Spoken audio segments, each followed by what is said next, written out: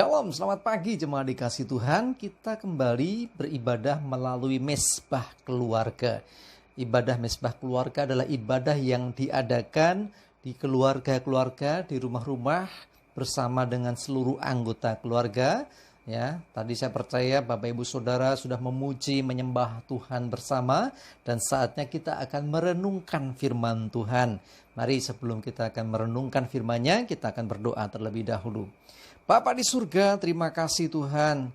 Kami bersyukur kembali bisa beribadah sekalipun kami harus beribadah melalui mesbah keluarga. Kami belum bisa beribadah tatap muka dikarenakan daerah kami masuk daerah PSBB atau masa di mana ada pembatasan sosial berskala besar. Dan kami percaya sekalipun kami tidak beribadah di tempat ibadah, tidak beribadah secara langsung bertatap muka, tetapi kami percaya ada hadirat-Mu di rumah kami. Ada hadirat-Mu di tempat di mana kami beribadah saat ini. Terima kasih Tuhan. Dan pagi ini juga kami akan merenungkan firman-Mu.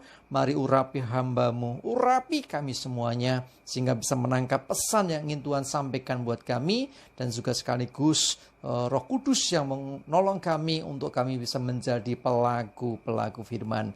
Terima kasih, di dalam nama Tuhan Yesus kami bersyukur dan berdoa. Amin. Mari kita akan buka Alkitab kita.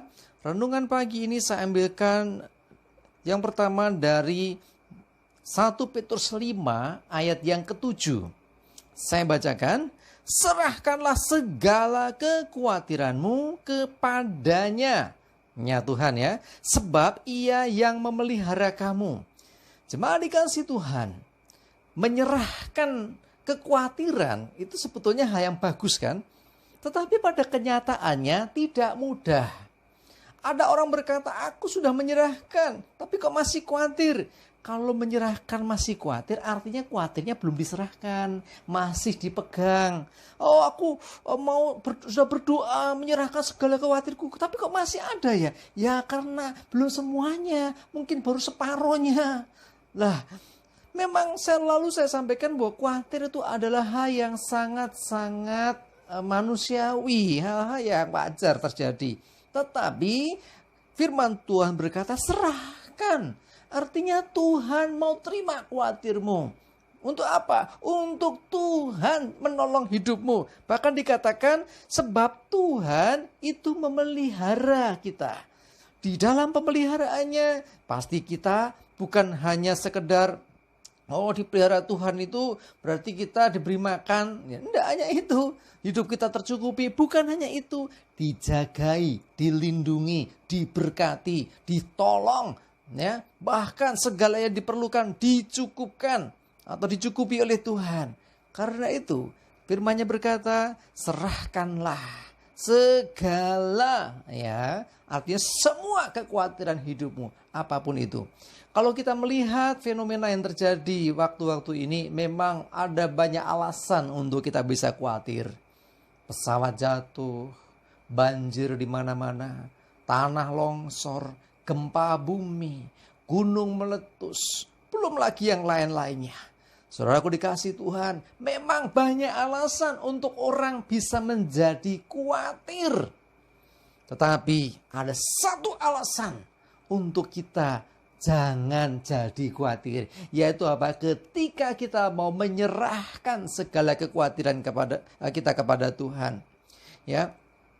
Jadi khawatir itu meliputi apa saja? Dikatakan segala kekhawatiranmu. Oleh kata firman Tuhan tadi berarti banyak hal. Ya, bisa saja khawatir karena apa yang akan dimakan. Khawatir apa yang mau dipakai. Khawatir akan hidupnya. Khawatir akan masa depannya. Khawatir akan kesehatannya. Khawatir akan keuangannya. Khawatir akan pekerjaannya. Bahkan khawatir melihat keadaan dunia yang seperti ini. Kogek piye. Ya, seringkali kita mendengar orang berpikir demikian. Nah, jemaat dikasih Tuhan, mari belajar untuk kita menyerahkan segala khawatir kita kepada Tuhan. Karena khawatir itu tandanya kurang percaya. Kalau orang sudah percaya penuh kepada Tuhan, tidak ada alasan khawatir lagi. Tetapi manusiawi sekali lagi ya. Tetapi firman-Nya mengatakan serahkan. Ayo kalau menyerahkan jangan digondeli lagi. Serahkan, lepaskan. Nah, jangan dipegang lagi. Ya, khawatir itu dengan takut itu bersaudara.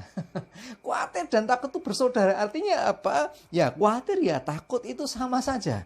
Ya, orang yang khawatir, orang yang takut berarti kurang percaya.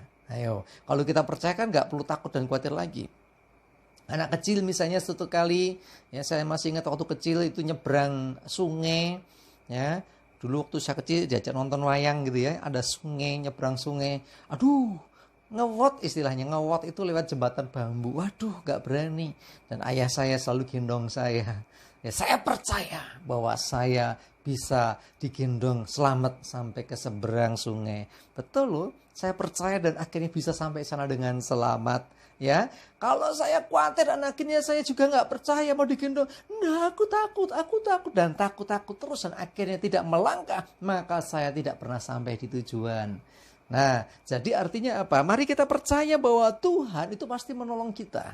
Nah, kalau kita sudah menyerahkan khawatir kita, sekarang jangan takut lagi, jangan khawatir lagi. Tuhan pasti akan memampukan. Ya, kenapa orang bisa khawatir? Biasanya karena ada pikiran yang negatif, betul nggak? Kalau kita mikirnya yang positif nggak akan khawatir. Kita mikirnya mesti jangan-jangan begini, jangan-jangan begitu. Nah, begini dan begitu itu mesti hal yang buruk. Ya kan? Pikiran kita mikirnya yang buruk. Kenapa nggak mikir yang baik? Podo-podo gua energi ini kenapa mikirnya yang negatif? Itulah yang menjadi sumber kenapa orang jadi takut atau khawatir. Karena mikirnya nih negatif. Orang yang khawatir dia tidak bersemangat. Jangankan bersemangat ya untuk dia bisa tenang saja nggak bisa. Artinya dia mesti ngelokro. Waduh, gek piye yo. Akhirnya susah untuk orang itu bisa memiliki keyakinan, percaya diri ya. Dia tidak bersemangat. Terus orang khawatir itu tidak ada damai sejahtera dalam hatinya. Hatinya was-was terus, cemas terus ya. Jadi mari saya mengajak kita jangan khawatir ya.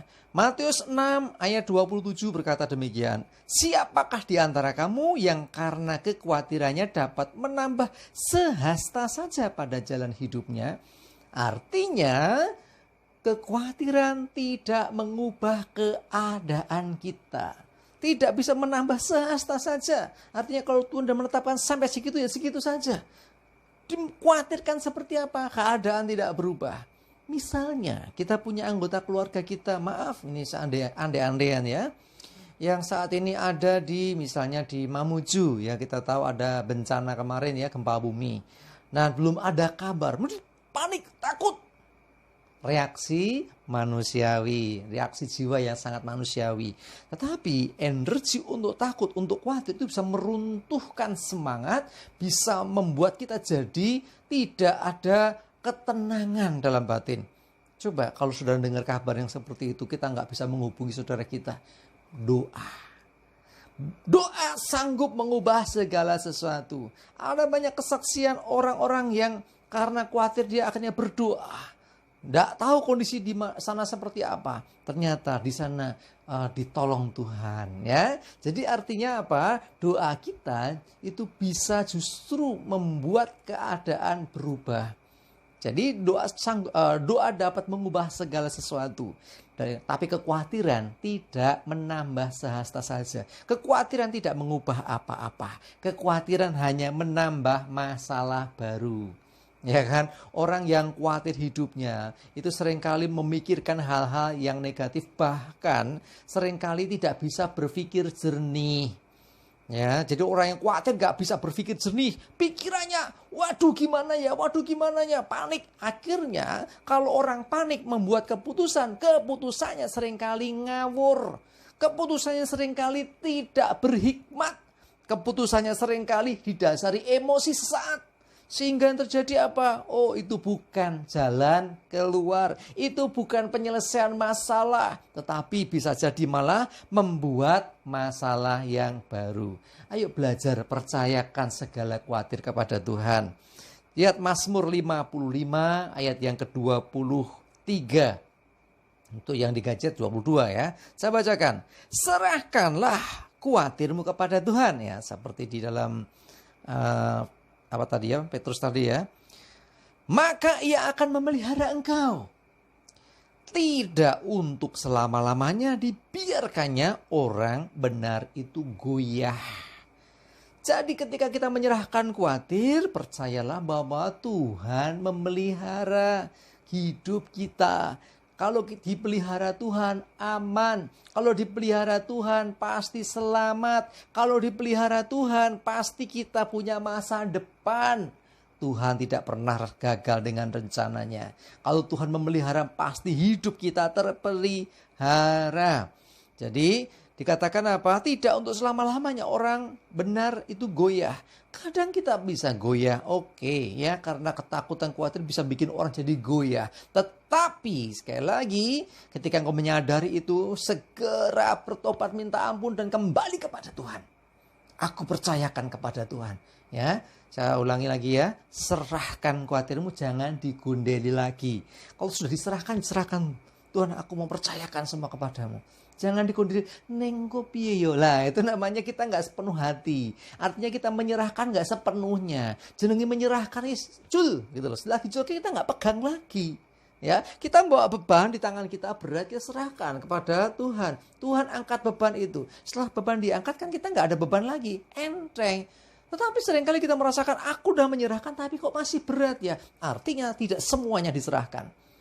Padahal firman Tuhan mengatakan apa? Firman Tuhan mengatakan serahkanlah khawatirmu kepada Tuhan. Serahkanlah segala khawatirmu, semua khawatirmu kepada Tuhan. Ia memelihara engkau. Tuhan yang mencukupkan. Tuhan sendiri yang akan menuntun hidupmu. Bahkan tidak untuk selama-lamanya. Orang benar itu goyah. Kenapa? Karena pasti Tuhan menopangnya. Pasti Tuhan yang meneguhkannya. Jadi jangan lagi izinkan kekhawatiran, ketakutan, kecemasan itu menguasai hidup kita. Manusiawi sesaat terjadi khawatir. Begitu menyadari, mulai berdoa. Tuhan, aku nggak mau khawatir. Aku mau percaya Engkau saja. Ya, jadi ketika mulai rasa khawatir muncul, aku percaya padamu Tuhan. Ya, saya contohkan tadi, macam-macam yang bikin bisa khawatir. Termasuk misalnya, misal aja ya.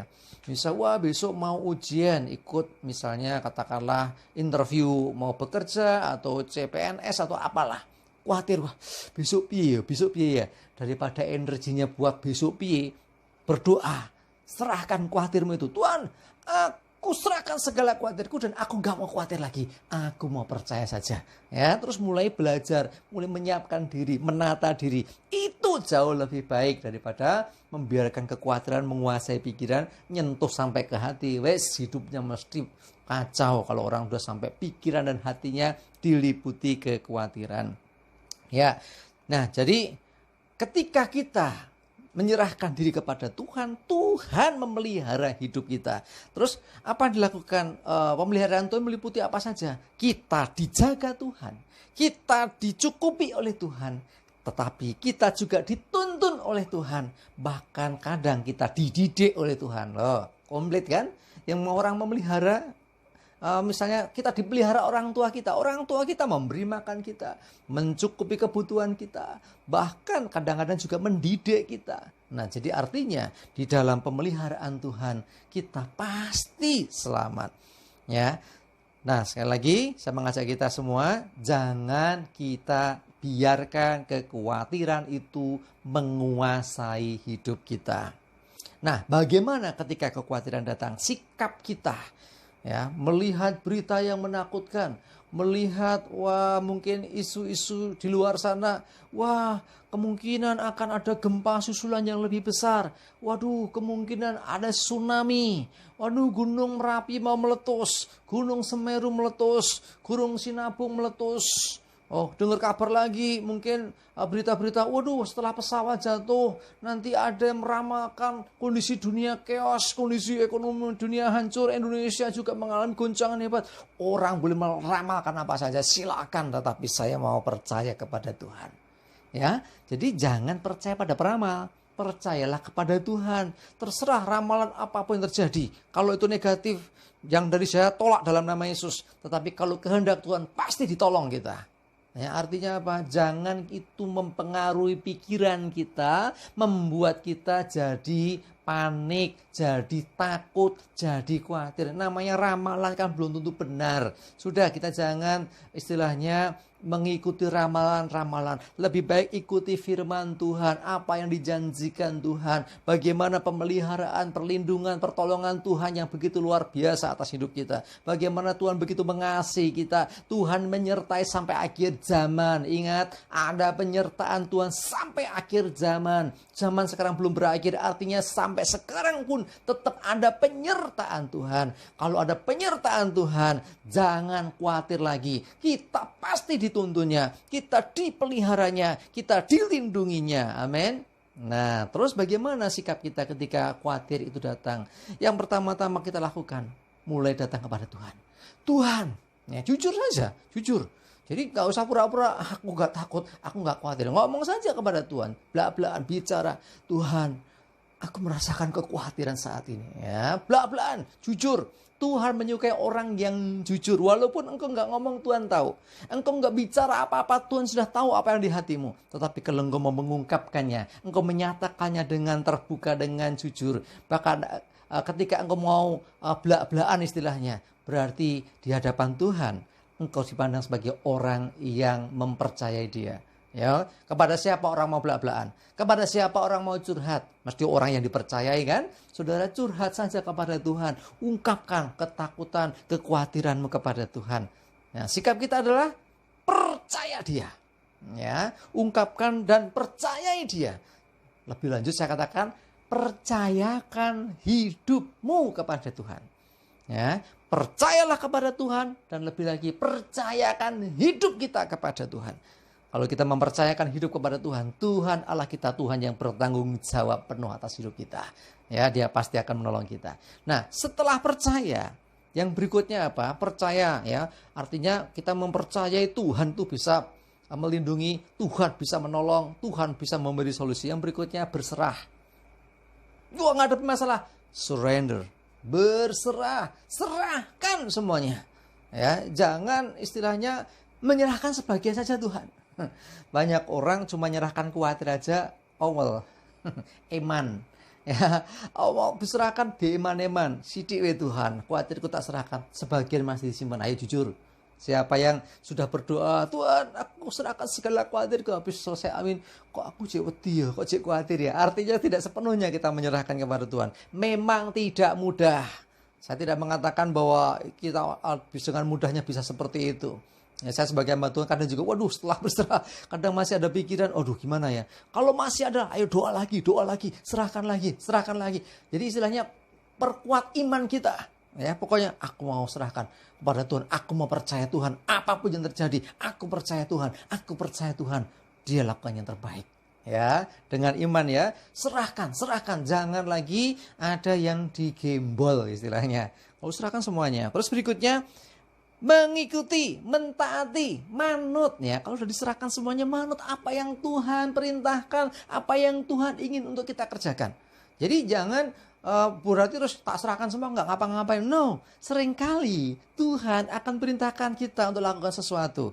Jadi ketika engkau menyerahkan semuanya kepada Tuhan, mulai dengarkan Tuhan, apa yang diperintahkan Tuhan kerjakan. Kalau kita mengikuti apa yang Tuhan perintahkan, maka kita akan mengalami di situ pertolongan demi pertolongan, bahkan seringkali mujizat demi mujizat terjadi atas hidup kita. Yang berikutnya, lakukan semua dengan setia.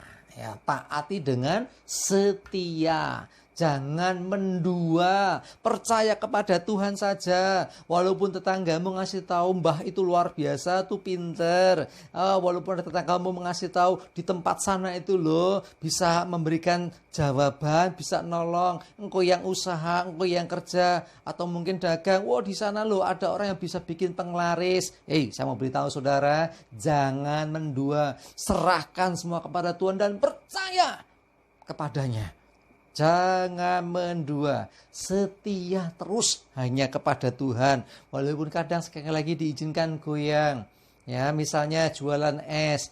Udah persiapan dari pagi mendung, padahal siapanya dari kemarin pagi-pagi mendung sampai sore hujan, nggak laku. Lah kepiye jualan es nggak musim hujan nggak laku, bagaimana? Itu guncangan bagi iman kita, itu guncangan. Ayo pegangan terus sama Tuhan, tidak akan dibiarkan engkau goyah, karena Tuhan pasti menopang, Tuhan menolong.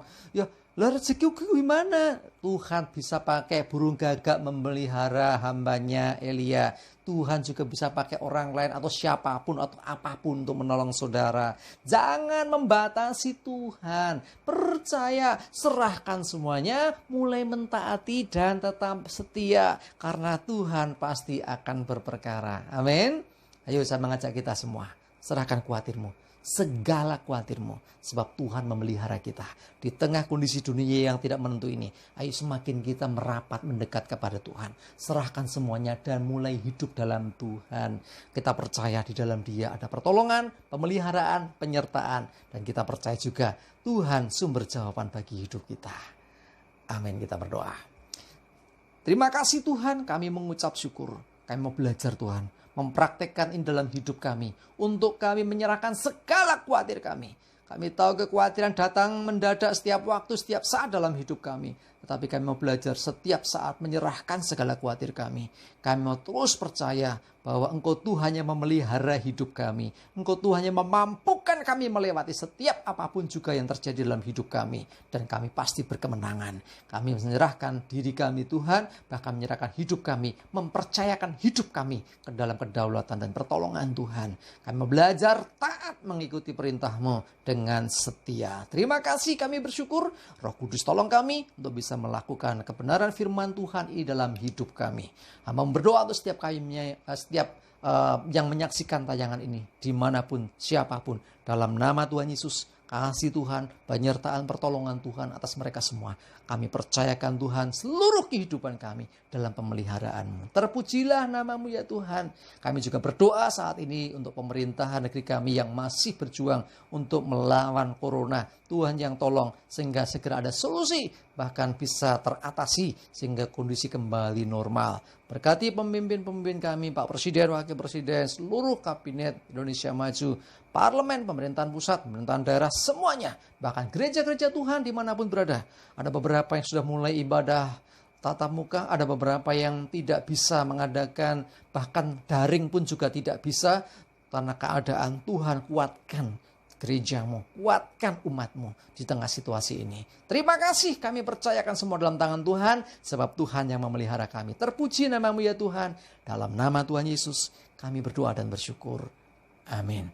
Mari jemaat dikasih Tuhan, maju terus dalam iman dan pengharapan. Ingat, buang khawatirmu, serahkan kepada Tuhan dan percaya Dia pelihara hidupmu. Semangat terus, maju terus dalam iman dan pengharapan. Tuhan Yesus memberkati kita semua.